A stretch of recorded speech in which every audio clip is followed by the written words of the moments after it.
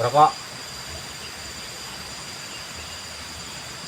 karo ngilangke atis wayahe gesuk arep adus wae ya adus.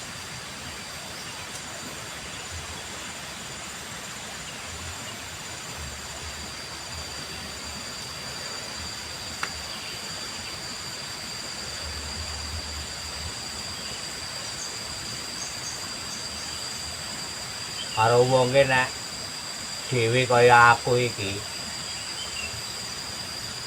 nang omah ya masak dhewe, cuci piring ya dhewe. Ya paring endi yo nyatane uripe nang kebon. Ya dhewe. Arep pengin adus saring kali belik ya. Wong do sibuk ngono do dhewe.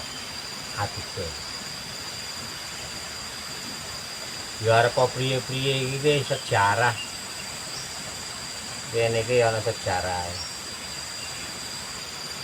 Ya ki banyune ya sak umur-umur awet aku cilik sampai rambutnya putih ya tetep wis mengalir ora tau sat.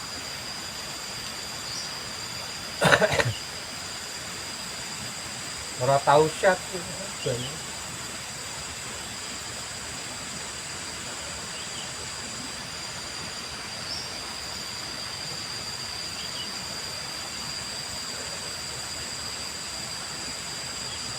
Ya kene sing arane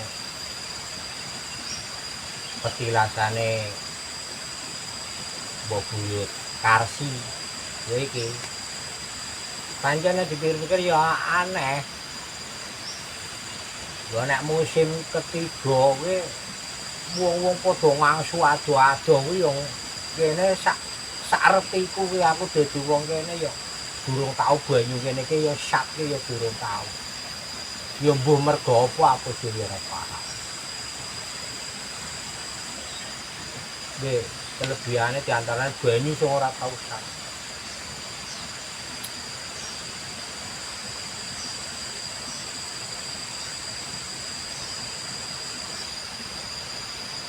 Kalau jaman biyen cilike aku.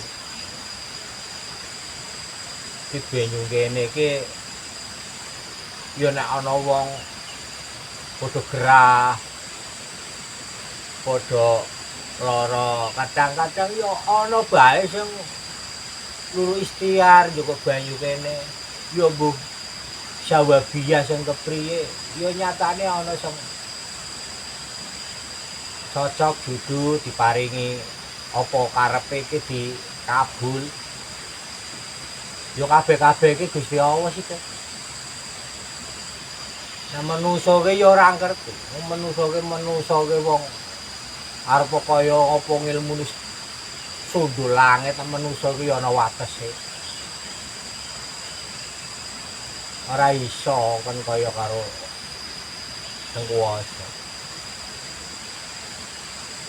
Contone manungsa kok ana watese gampang.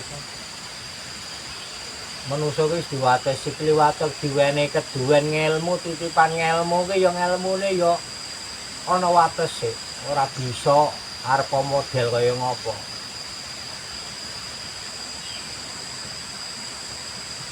Contone manungsa ana watese conto kuping ra krungu ning krungune kuping ya sak adohe swara ki ya ana watese. Coba bayangi nek ana 10 kilometer apa kupingke wis krungu. Artine kan iso ana watese. Swara pun ya kaya kuwi. Manungsa iso ngomong, iso nyuwara. Ya dikeki ana watese. Bisa krungu ki nek nang ngarepe sekitar 10 meter utawa 100 meter gembor isih krungu. Tapi nek wis ana ewonan kilometer ya krungu ya wis ora genah. Itulah ana watese nek manungsa mangkane aja ora usah bangga-banggake. Ya namung padha ngelik-elik kabeh. Pancen manungsa ki nek wis kedunungan sifat adigung-adiguna kuwi kadang-kadang lali karo pangerane. Apa maneh kala mangsa manusa nek atine wis kesusupan bondo donya kuwi yo ana kalane yo lali kanca, lali bala, lali tangga, lali keluarga, luwih-luwih lali karo wong tuwa, negara lan agamane lali. Apa maneh nek wis kesampiran derajat pangkat. Ora iso mbedakake. Kaya-kayake yo awake dhewe sing kudu sing ditut. Ki nek kaya ngono kan nek mungguhe aku kan ya kurang pas. Ning wong ki karepe ngandeni gelem tapi nek di kandhani ya wegah. Pengine wong ki ngandeni kabeh, nasihati kabeh. Wong pinter nak nasihati kabeh. Tapi nek dine nasihati ya sok kalane ya dene gelem nesu. Contoh. Mangkane padha elik-elikan. Aku dhewe ya durung bener. Cuman ya iki latihan bener ki ya jumur walik niga tangi. Isi akeh ngamuke tenimbang orane. Ki manusa mangkane hati-hati wong ki nek wis kaya mau sing tak kandhake wis oke-oke ya wis sampean golek ana ning lingkungan sekitar utawa ning masyarakat kono njaba. Apa ana apa ora wong sing model kaya iki. Sikaku. Ya ki ngomong-ngomong engko ora sida adus ki aku.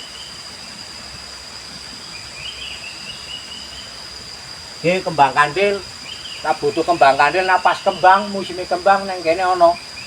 Sayang nek ora di wangi.